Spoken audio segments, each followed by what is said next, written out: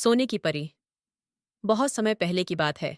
एक छोटे से गांव में एक लड़का था जिसका नाम था मोहन। मोहन बहुत ही चतुर और जिज्ञासु था। उसे हमेशा नई नई चीजों की खोज में रहना पसंद था। एक दिन जब वह जंगल में खेल रहा था, उसने अचानक एक चमकीली रोशनी देखी।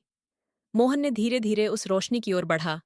वहां उसने एक खूबसूरत परी देखी जो सोने के पंखों के साथ उड़ रही थी। परी का नाम था सोनपारी। उसने मोहन से कहा, मैं तुम्हारी मदद कर सकती हूँ, लेकिन तुम्हें मुझे एक वादा करना होगा। मोहन ने उत्सुकता से पूछा, कौन सा वादा? सोनपारी ने कहा, तुम्हें दूसरों की मदद करनी होगी और कभी भी लालच नहीं करना होगा। मोहन ने खुशी खुशी वादा किया।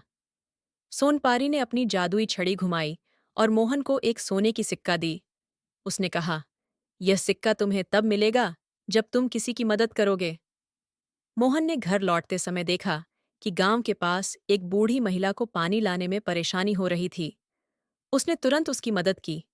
बूढ़ी महिला ने उसे धन्यवाद कहा और अचानक मोहन को एक और सोने की सिक्का मिली। अब मोहन ने सोच लिया कि वह और भी लोगों की मदद करेगा। उसने गांव के बच्चों के साथ मिलकर एक खेल का आयोजन किया। सभी बच्चे खुश थे और मोहन को उस दिन भी एक और सोने की सिक्का मिली। एक रात जब मोहन सो रहा था, सोनपारी उसकी खिड़की पर आई। उसने कहा, तुमने बहुत अच्छा काम किया है मोहन। अब तुम्हारे पास काफी सिक्के हैं, लेकिन याद रखो, असली धन दूसरों की खुशी में है।